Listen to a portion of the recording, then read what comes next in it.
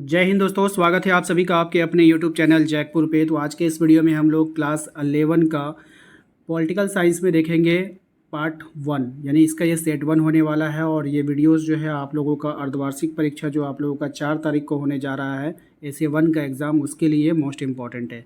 तो वीडियो में शुरू से लेकर अंत तक बने रहिएगा। सभी सवाल इंपॉर्टेंट ही शामिल करेंगे, जो इम्पॉर्टेंट नहीं होगा उसको स्किप कर देंगे, लेकिन जो इम्पोर्टेंट होगा वो हम आपको इस वीडियो में बताएंगे कि ये सवाल इम्पोर्टेंट है, इसको ध्यान में रखना है। तो इसलिए पूरा वीडियो देखिएगा, ज़रा सा भी स्किप नहीं कीजिएगा। आप लोगों के लिए अलग से प्लेलिस्ट बना दिया है। प्लेलिस्ट पे जो है सभी विषय का आप लोगों को वीडियो मिल जाएगा। तो प्लेलिस्ट पे जाने का 2 तरीका, आपको डिस्क्रिप्शन में लिंक मिल जाएगा, या नहीं तो इस वीडियो के लास्ट में भी मिल जाएगा। तो चलिए शुरू करते हैं। सबसे पहला सवाल देखिए, आपके स्क्रीन पर आपको दिख रहा होगा कि 1946 में बनी हमारी संविधान सभा में देशी रियासतों की कुल कितने स्थान दिए गए थे। तो जिस समय संविधान बन रहा था उस समय सीधा सीधा बात है कि उस समय जो देशी रियासतों की जो संख्या थी वो कितनी थी, तो वो 93 थी। ऑप्शन डी इसका राइट आंसर होगा। संविधान सभा के अध्यक्ष कौन थे? ये सवाल काफ़ी इंपॉर्टेंट है, इस सवाल को VVI कैटेगरी में रखिएगा कि संविधान सभा के जो अध्यक्ष थे वो थे डॉक्टर राजेंद्र प्रसाद। इसको आप लोगों को याद रखना है, ये अच्छा सवाल है, एग्जाम में आता है।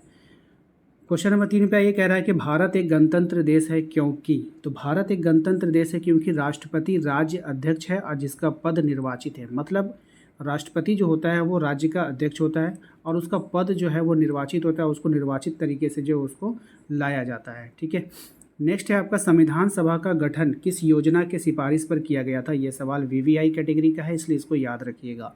संविधान सभा का जो गठन किया गया था वो किया गया था कैबिनेट मिशन योजना 1946 के तहत किया गया था।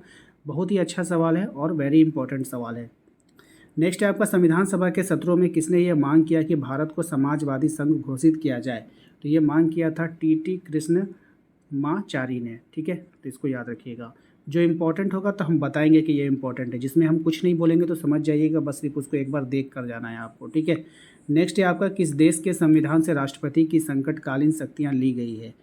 इसका जवाब हो जाएगा वाइमर जर्मन संविधान से। सीधी सी बात है, जर्मनी के संविधान से, ऐसे याद कर लीजिएगा। ठीक है, और ये सवाल भी आपका VVI कैटेगरी का है, इसलिए इसको याद रखिएगा। अगला सवाल है हमारा कि संघात्मक शासन किस स्थापना सर्वप्रथम किस देश में होती है? यानी कि संघात्मक शासन होता है, जो केंद्रात्मक शासन जो होता है वो किस देश में सबसे पहले हुई थी, ये आपको बताना है। तो राइट आंसर हो जाएगा इसका ऑप्शन नंबर बी, कनाडा में हुआ था। ठीक है, तो ये भी सवाल जो है आपका VVI कैटेगरी का है, याद रखिएगा। भारतीय संविधान की विशेषता बताना है अब आपको। यहाँ पे भारतीय संविधान की क्या विशेषता है? तो दुनिया का सबसे बड़ा लिखित संविधान है, सही बात है। ना अधिक लचीला ना अधिक कठोर है, बिल्कुल सही बात है। दुनिया का सफलतम संविधान है, ये भी सही बात है। तो उपरोक्त में से सभी हो जाएगा। और सोशल साइंस यानी कि सामाजिक विज्ञान बोले या फिर आप लोगों का बोले, इसमें अधिकतर जो ये उपरोक्त में से सभी जो आता है ना, तो यही आंसर होता है, आप लोगों को पता होगा। नेक्स्ट आते हैं आप लोगों के अगले सवाल पे। अगला सवाल है हमारा कि भारतीय संविधान में मौलिक अधिकारों का प्रावधान कहाँ से लिया गया है? तो भारतीय संविधान में जो मौलिक अधिकार लिए गए वो अमेरिका से लिए गए हैं। ठीक है, याद रखिए, मौलिक से क्या होता है? मालिक। मालिक कौन बनता है? जो अमीर होता है। यहाँ पे आप ट्रिक लगा सकते हो, मौलिक से क्या हो गया? मालिक। अब मालिक कौन बनेगा? जो अमीर होगा, यानी कि अमेरिका। यहाँ पे ट्रिक लगा करके भी आप याद कर सकते हो। इनमें से कौन सा संविधान का कार्य नहीं है? यानी कि अब यहाँ पे आपको बताना है कि कौन सा कार्य जो होगा वो संविधान का नहीं होगा। ये सुनिश्चित करता है कि सत्ता में अच्छे लोग आएंगे, ये संविधान नहीं बताएगा। ये तो आप डिसाइड करोगे ना कि आप किसको वोट देते हो, किसको नहीं देते हो। तो ये आप डिसाइड करते हो कि कौन लोग आएंगे। भारत का संविधान कब लागू हुआ? ये जो है काफ़ी इंपॉर्टेंट सवाल है, तो इसको आप लोगों को ध्यान में रखना है। 26 जनवरी 1950 को। भारतीय संविधान को बनाने में कितना समय लगा? तो ये लगा था 2 साल 11 महीना और 18 दिन लगा था।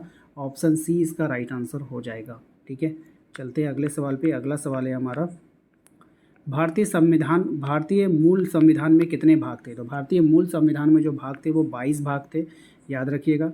भारतीय मूल संविधान में कुल कितने अनुच्छेद थे? यानी कि जो रियल में ओरिजिनल संविधान जो बन के तैयार हुआ था उस समय अनुच्छेद बताना था, वो 395 था। संविधान की कुंजी किसे कहा जाता है? तो संविधान की जो कुंजी कहा जाता है वो प्रस्तावना को कहा जाता है। ये सवाल जो है इम्पॉर्टेंट है, याद रखिएगा, बहुत बहुत इंपॉर्टेंट है, VVI का सवाल है ये। हमारे संविधान की आवश्यकता क्यों होती है? तो हमें संविधान की आवश्यकता क्यों पड़ती है? तो देश में शासन व्यवस्था को चलाने के लिए, कानून व्यवस्था बनाए रखने के लिए, सरकार की शक्तियों का दुरुपयोग रोकने के लिए। तो उपरोक्त में से सभी हो जाएगा इसका राइट आंसर।